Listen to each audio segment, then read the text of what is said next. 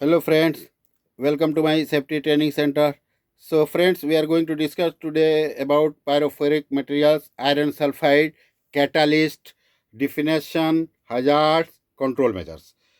So ये तीनों चीज़ हम डिस्कस करेंगे और आपको इसमें कुछ कमी है तो आप कमेंट सेक्शन में लिखें, मैं आपको एकदम क्लियर बताऊंगा ताकि आपको पूरी बात समझ में आ जाए। सो पायरोफेरिक मटेरियल क्या है? एक ऐसा सब्सटेंस है जो इग्नाइट होता है इंस्टेंटली जब भी वो एक्सपोजर होता है ऑक्सीजन के साथ। ये लिक्विड या सॉलिड होता है, ये स्पॉन्टेनियसली खुद ब खुद आग पकड़ती है जहां ऑक्सीजन इसको मिलता है। तो पायरोफेरिक क्या है? एक आयरन सल्फाइड भी हम बोलते हैं, जो आयरन ऑक्साइड यानी पाइपलाइन के अंदर H2S जा रहा है तो उसके अंदर से जो स्केल होता है, रस्ट होता है, उस रस्ट को जब हम निकालते हैं वही रस्ट है। जब वो उस रस्ट को ऑक्सीजन मिलेगा तो ऑटोमेटिक आग पकड़ लेगी। इसलिए उसको निकालने के लिए मैं आगे आपको कंट्रोल बताऊंगा। जो इस पाइपलाइन के अंदर H2S है उसके अंदर वो रस्ट यानी वो जो स्केल है उसे आयरन सल्फाइड कहा जाता है। अब कहाँ पाया जाता है iron sulphide? Oil and gas plant में, रिफाइनरी पाइपिंग में, टैंक एंड वेसल में, जिस जगह पे H2S प्रेजेंट है, H2S के साथ इसका गहरा रिलेशन है। अभी देखिए, व्हेन कैन पायरोफेरिक फायर हैपन? कब हो सकता है ये? हम जब शट डाउन करते हैं, ड्यूरिंग शट डाउन, जब हम टैंक वेसल को खाली करते हैं उस वक्त इक्विपमेंट या पाइपिंग को हम ओपन करते हैं इंस्पेक्शन के लिए या मेंटेनेंस के लिए। इन टाइम में इस वक्त आग लगने का चांसेज है, पायरोफोरिक होने का चांसेज है। सो हमें ये जान लीजिए कि temperature, what temperature is pyrophoric? Pyrophoric का टेम्परेचर क्या है? स्पॉन्टेनियस क्या है? ऑटो इग्निशन टेम्परेचर क्या है? तो उसका है बेलो 54.4 सेंटीग्रेड, ये है उसका टेम्परेचर। और उसको हम फ़ारेनहीट में जाएंगे तो 130।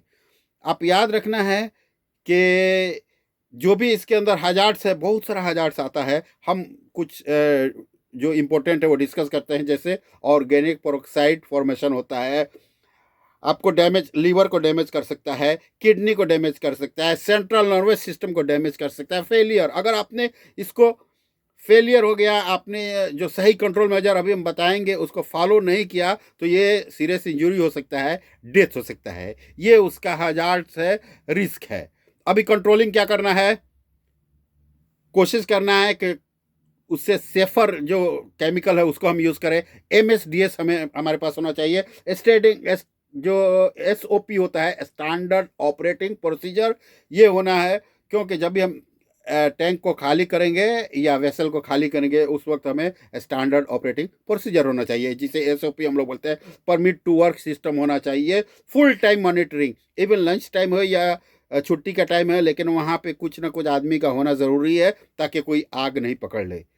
क्योंकि यहाँ पे आप जैसे मैंने बताया कि इसमें खुद ब खुद आग आग पकड़ने की कैपेसिटी है। हजार्ड असेसमेंट, हमें रिस्क असेसमेंट करना है, हजार्ड असेसमेंट करना है और उसको प्रिपेयर करना है। और जो भी पारंपरिक मटेरियल है इसके बारे में जानकारी अपनी टीम के साथ शेयर करना है। जॉब ट्रेनिंग, हमें लोगों को ट्रेनिंग देना है। जो भी हम ट्रेनिंग करेंगे, कंप्लीट करेंगे, उसको डॉक्यूमेंट करेंगे। एज HSC इंजीनियर हम लोगों को उसका डॉक्यूमेंटेड करना है कि हमने ट्रेनिंग दिया, और लोगों से फ्रीक्वेंटली क्वेश्चन पूछना है ताकि लोगों को समझ में आया कि नहीं। क्योंकि ट्रेंड और कॉम्पिटेंट स्टाफ रहेगा तो हमारा लोड कम रहेगा और हमारा वो जो जॉब है सेफ तरीके से एग्जीक्यूट होगा और सब लोग सेफ तरीके से अपने घर को रिटर्न जाएंगे। तो इमरजेंसी ड्रिल भी करना है उसके हवाले से, ताकि लोगों के अंदर कितना नॉलेज हुआ है और अगर कुछ कमी है तो उसको, जो रियल इमरजेंसी होता है उसमें हम उसको मिनिमाइज कर सकते हैं, अवॉइड कर सकते हैं। इसमें कुछ ऐड करना है ऐड कर सकते हैं, कुछ निकालना है निकाल सकते हैं। Location of safety shower, safety shower करीब में होना चाहिए, आई वॉश होना चाहिए, टेलीफोन होना चाहिए, फायर एक्सटिंग्विशर होना चाहिए या दूसरा फायर एक्सटिंग्विशिंग का जो भी मटेरियल चाहिए नियर बाई में होना चाहिए, इन हैंड होना चाहिए, ताकि जब भी इमरजेंसी हो हम इमीडिएट उसको यूज़ कर सकें। अब एक और है कि अगर कपड़े में केमिकल लग गया तो अभी क्या करना है कि आपको शावर के पास जाना है। सेफ्टी शावर जो होता है उसके अंदर जाके 15 से 20 मिनट तक शावर को यूज़ करना है, और जब तक के केमिकल आपके बदन से निकल नहीं जाए। देखना है, लेकिन मिनिमम 15 से 20 मिनट होना चाहिए। अब देखिए, अगर कोई आदमी आग पकड़ लिया, बदन में आग पकड़ गया, तो उसको स्टॉप करना है इमीडिएट, जो भी काम कर रहा है ड्रॉप करना है, और रोल मेथड, ऐसा रोल, ताकि आग जाके ऑक्सीजन उसको नहीं मिलेगा तो आग बुझ जाएगी। तो ये मेथड आपको याद रखना है। बॉडी सिस्टम, यानी अकेला काम कभी भी नहीं करना है, क्योंकि पायरोफोरिक जो है कभी भी आग पकड़ेगी तो आप अकेले उसको बुझाने में हो सकता है असमर्थ हो जाए, आपके वजह से कोई और बड़ा एक्सीडेंट हो जाए।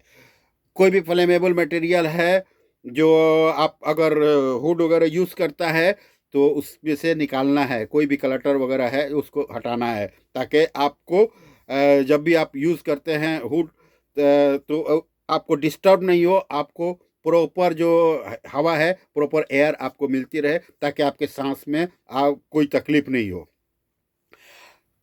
अभी कई secure the pyrophoric reagent bottle to a stand, एक स्टैंड होता है, उसके अंदर अगर बॉटल के अंदर आपने रखा है तो स्टैंड के अंदर सिक्योर करना है, ताकि किसी कहीं और अस्त व्यस्त नहीं हो, ताकि लोगों को तकलीफ नहीं हो। अवॉइड करना है, आंखों को टच नहीं हो, स्किन को टच नहीं हो, कपड़े को टच नहीं हो, इन चीज़ों से अवॉइड करना है। इंजेक्शन जो खाने उसके मुंह के जरिए नहीं जाना चाहिए, इनहेलेशन सांसों के जरिए नहीं जाना चाहिए, इन चीज़ों से बचना है।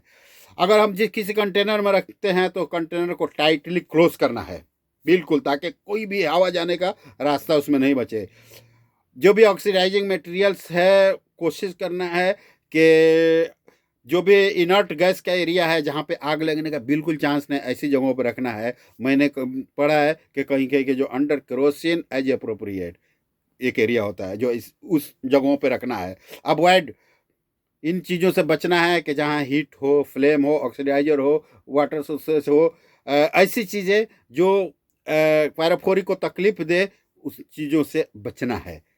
कंटेनर्स, अभी जो कंटेनर्स है, जो भी पायरोफोरिक मटेरियल कैरी कर रहा है, क्लियरली लेबल होना चाहिए उसके ऊपर कि पायरोफोरिक है, करेक्ट है, केमिकल का नाम होना चाहिए, जो करेक्ट नेम है वो होना चाहिए, और हजार्ड वार्निंग साइनेज होना चाहिए।